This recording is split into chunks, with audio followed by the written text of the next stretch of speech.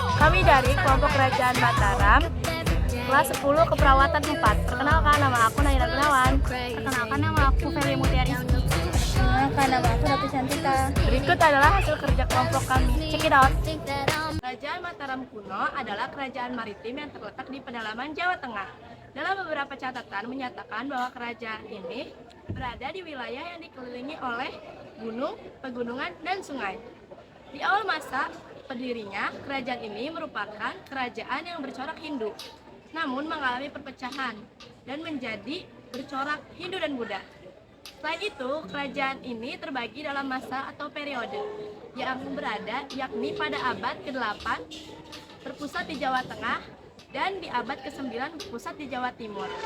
Kala berpusat di Jawa Tengah dipimpin oleh dua wangsa, yakni dinasti Sanjaya atau Buddha dan dinasti Syailendra atau Hindu. Sedangkan di Jawa Timur diperintah oleh dinasti Isyana. Dinasti Sanjaya. Kerajaan Mataram kuno pertama kali didirikan oleh Raja Sanjaya yang bergelar Raka Mataram Sang Ratu Sanjaya. Dia dikenal sebagai raja yang bijaksana, cakap, dan taat dalam beribadah. Selama masa kepemimpinannya, Kerajaan Mataram kuno mampu melakukan perluasan wilayah menjadi pusat pembelajaran agama Hindu. Kemudian pada abad ke-8 Masehi, Raja Sanjaya meninggal dunia dan digantikan oleh putranya yang bernama Rakai Penangkaran. Di pemerintahan putranya, inilah terjadi perpecahan di Kerajaan Mataram kuno yang berkaitan pecahnya kerajaan menjadi dua, yakni Mataram kuno bercorak Hindu dan Mataram kuno bercorak Buddha. Dinasti Syailendra mulai memimpin kerajaan Mataram kuno di akhir abad ke-8 Masehi. Bahkan di dinasti inilah kerajaan Mataram kuno berhasil meraih masa kejayaan. Selain itu, dinasti Syailendra berhasil menyatu dengan dinasti Sanjaya dengan menikahkan Pramowardhani dengan Rakai ikatan yang berasal dari dinasti Sanjaya. Dinasti Isyana. Empu Sindok pada tahun 1029 Masehi memindahkan ibu kota kerajaan Mataram kuno dari Jawa Tengah menuju Jawa Timur. Diperkirakan ibu kota tersebut terletak di antara Gunung Semeru dan Gunung Ilis. Selain itu, juga dilakukan perubahan nama menjadi Kerajaan Bedang dengan sebagai raja pertama dari dinasti Isyana. Raja-raja Mataram kuno. 1. Rangkai Mataram Sang Ratu Sanjaya pada abad 172 sampai 176 Masehi. Yang kedua, Sri Maharaja Rakai Penangkaran pada abad 760 sampai 780 Masehi. Yang ketiga, ada Sri Maharaja Rangkai Penunggalan Dharma Tuga pada abad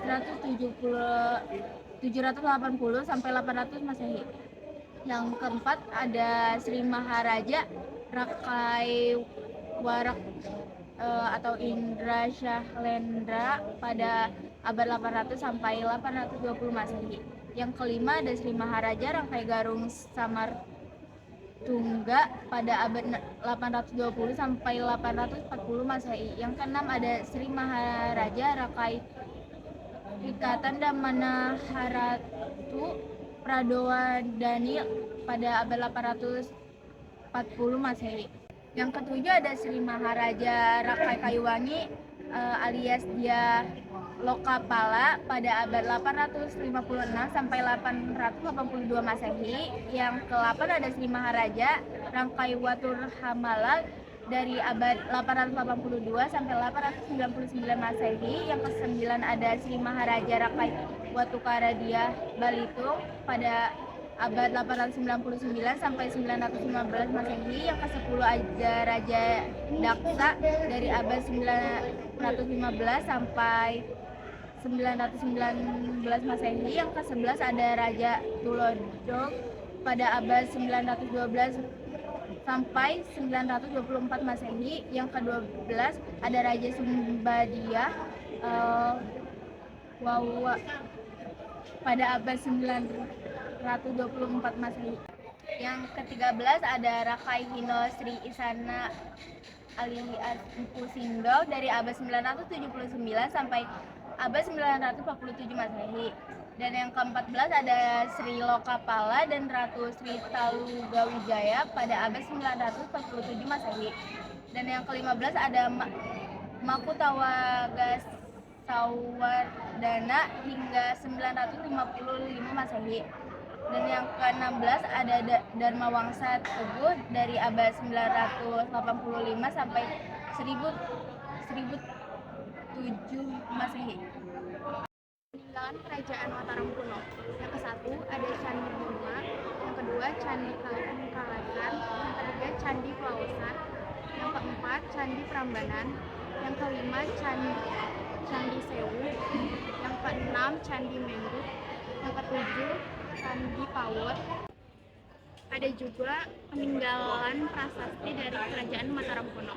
Yang ke-1 Prasasti Canggai, yang kedua Prasasti Kalasan, yang ketiga Prasasti Mantiasi, yang keempat Prasasti Pura. Kerajaan Mataram kuno juga mengalami kejayaan dan keruntuhan. Kejayaan Mataram kuno berhasil merengkuh kejayaan di era pemerintahan dinasti Syailendra yang mulai memimpin pada abad ke-8 Masehi. Pada momen ini, Kerajaan Mataram berhasil melakukan perluasan terhadap wilayahnya hingga mencapai semenanjung Malaya. Selain itu, di bidang politik, ilmu pengetahuan, budaya, kesenian, dan sosial juga berkembang dengan sangat pesat. Salah satunya pencapaian adalah pembangunan Candi Borobudur. Keruntuhan masa Kerajaan Mataram kuno. Peristiwa kehancuran Kerajaan Mataram kuno disebabkan karena adanya perselisihan yang berkelanjutan antara Jawa dengan Sumatera. Perselisihan tersebut diakibatkan adanya dendam oleh Raja Kerajaan Sriwijaya Balaputradewa kepada Rakai Pikatan Raja Kerajaan Mataram kuno. Permusuhan dan perselisihan antara kedua raja tersebut terus berkembang dan berlanjut hingga ketika dinasti Isyana berkuasa. Kalau ibu kota Kerajaan Mataram dipindah ke Jawa Timur, Kerajaan Sriwijaya melancarkan serangan namun dimenangkan oleh Empu Sindok yang merupakan raja kala itu. Keruntuhan kerajaan ini ditandai dengan meninggalnya Raja Dharma Wangsa yang merupakan cucu dari Empu Sindok. Kala itu Raja Dharma Wangsa tengah-tengah karena merayakan pernikahan putrinya. Sementara istana diserang oleh Aji Wurawori dan Wawaran yang diperkirakan merupakan bagian dari sekutu Kerajaan Sriwijaya. Kasih andai anakku bersuara